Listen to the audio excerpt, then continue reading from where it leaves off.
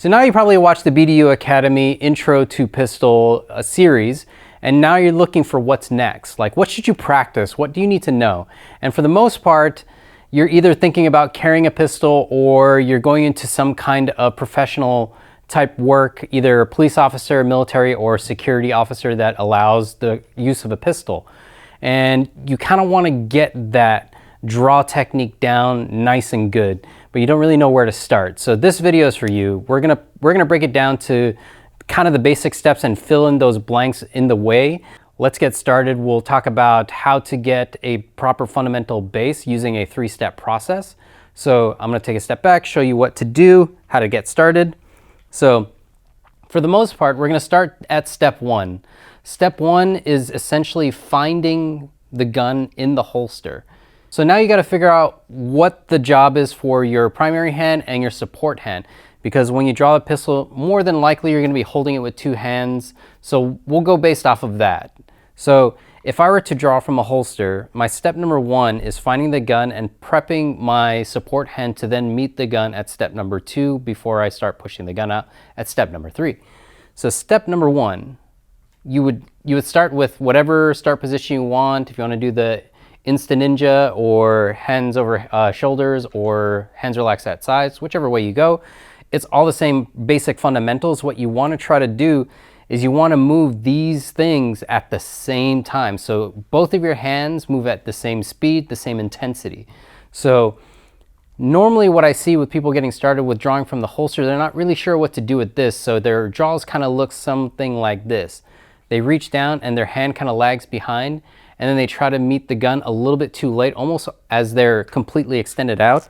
And usually what that means is you kind of get a really poor grip or inconsistent grip.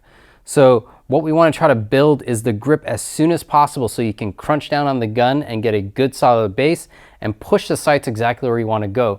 Because getting the gun super fast out of the holster and towards the target may not be enough, especially if you're trying to shoot a little bit more precise. So what we want to do is have control of the gun all the way out so you can line up the sight, so when that sight settles, you're completely flat, ready to go, and you just pull the trigger. So what we want to do is, from a ready position, we want to try to move both hands at the same time when you're ready to go. So from here, what I would do is I would start moving both hands and find the gun. And then I'm going to use my support hand to kind of stage somewhere on my body. Some people like to go up chest. I teach pretty much a pretty simple, quick, and more efficient way of finding the gun sooner is when I pull the gun out of the holster, I try to find where that holster breaks or where the gun defeats the holster. So if it's about here, I go about an inch higher so it can clear it completely. And that's where I'm going to start to stage the gun to step number 2 and push it out pretty much like this, as if I'm ready to push the gun all the way out. So from here, I want to be able to bring the gun or my hand to the gun as soon as possible to then control the gun completely out. So I try to find a reference point on my body somewhere. So when I bring the gun out, all I got to do is put my hand under there. So just find that particular spot. Going to step number 2, it's pretty simple. Just pull the gun out, do this, and then find that spot there. Going straight from the holster outside into the target in a straight angle, it's a lot quicker and more efficient and more controllable and repeatable. So you want to try to build that straight line up. There are certain instances where you have to draw from the holster and maybe go to some kind of compress ready, or you're pulling from the holster and running. That's going to be a little bit of a different scenario. So you want to practice for that purpose. So if I were to draw from the holster, I don't know, like for like some kind of support level. So I'm going to pull the gun out of the holster and I'm going to assess where I'm supposed to go. So I'm probably just going to come up here to where I can just bring the gun out straight. So, but for this particular purpose, the basic fundamentals, we want to try to get that straight line all the way out. So real important, when you get to that gun, it's almost as if you're already shooting. So you want that grip perfect on that gun as much as possible. There might be some garment or belt or body position where your thumb might not be able to get into that position, especially if you're concealed carrying. So you kind of have to make do with what you can, try to find the beaver tail, trying to find most of the grip. So when you pull the gun out, you're not having to do that, because that's a lot of time and kind of unsafe, and you don't want to have to mess with that when it matters. So practice as if you are already pulling the gun out with your close to near perfect grip, as if you're already shooting the gun. So from here, we're going to go at, let's say 10% speed to start off. We're going to come up, and then I'm going to find the gun, and I'm going to get a good grip on it. And I'm just going to do that like, I don't know, 1,000 times. It helps the more reps, of course, but you kind of want to get that step down before getting into the next step, because you want to train your body to react a certain way. So make sure you're moving your hand at the same time. Maybe look at yourself in the mirror, video record you so you can see if your hand is kind of lagging behind compared to your other hand. But a good way to do it is, if you were to go at slower speed, your hand should meet, like part of your body is a good way to kind of tell you that you're at the right spot already, is just find part of your body and the gun at the same time. So when I come up at any speed, I could go faster, faster, faster, until I'm just pushing that limit. So it's really important to get that practice just right. Push those fundamentals, get the gun in your hand as tight as possible. Don't try to grip the gun a little bit too low or too high and call that a good day. Because especially if you have a striker fire pistol and you grip a little bit over the beaver tail, when you shoot that gun, that slide's gonna come back and slice the crap out of your web of your hand. So you wanna make sure that you have a good proper grip before pulling that gun out. If you have to adjust when you get here, don't just be like trying to get the gun out of the holster anyway and then fixing it out here. Fix it here. Get the grip as tight as possible before you try to pull the gun out, okay? So step number two.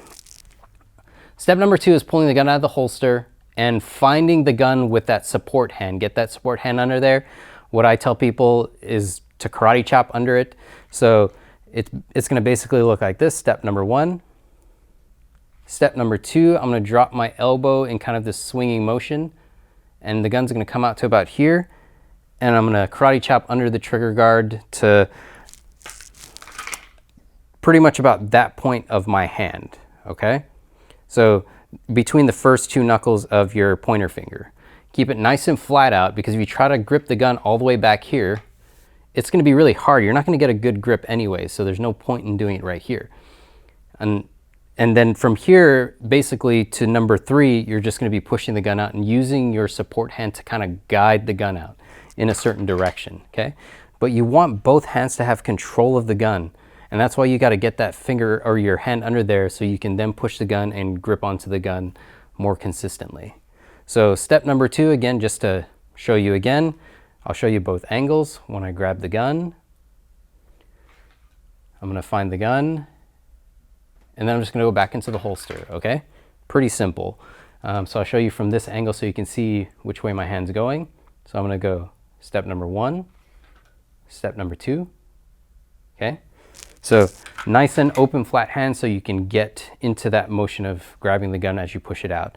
Because when you push the gun out at step number three, you're gonna kind of roll your grip into that kind of tightened and straight wrist angle, because this is where most of your grip is gonna come from. So you wanna make sure that you're able to leverage the gun like you're kind of pushing down on it in a sense, like almost like a weird handshake.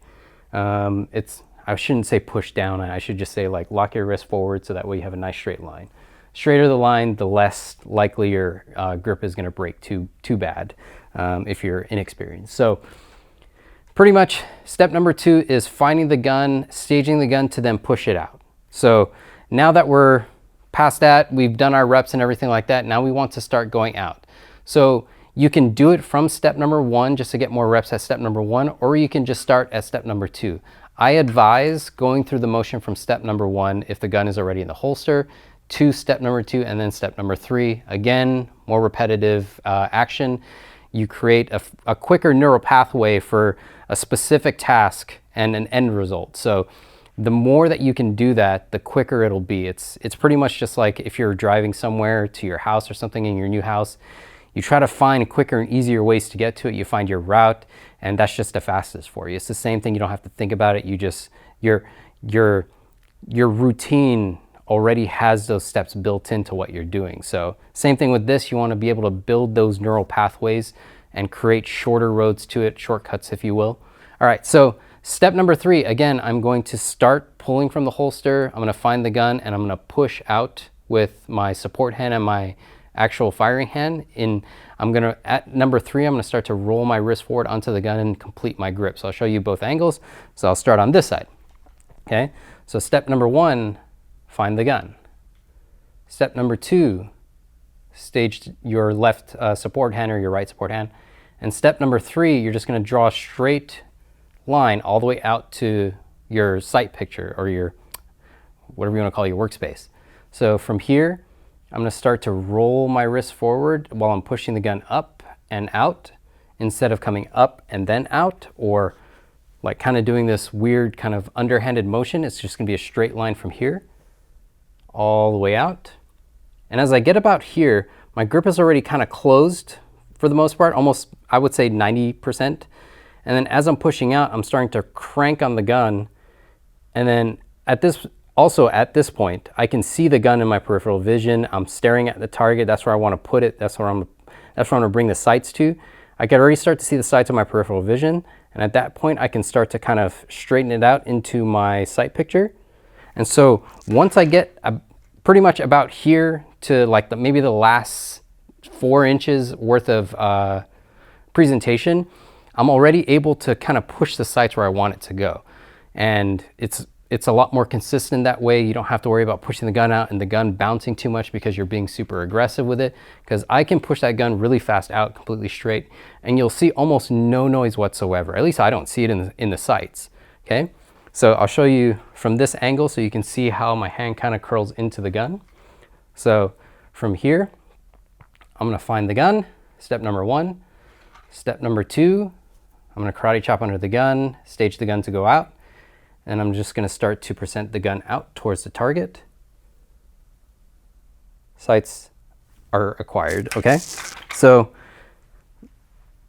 step 3 it's probably the most simplest, but the most crucial, because you have to build your grip, you have to find your sights, you have to stage your trigger finger and all that stuff. So in the grand scheme of things, there are infinite levels between step number 1, 2, and 3. You kind of have to fill those out in your kind of way because your brain thinks a little bit differently, but at least if you have the 3 core steps, you'll be able to work into it. So when you're talking yourself through the draw, which I highly recommend, you kind of talk yourself through the process, what you're doing. I'm coming up into the gun. I'm going to make sure that both my hands came up just right at the same speed.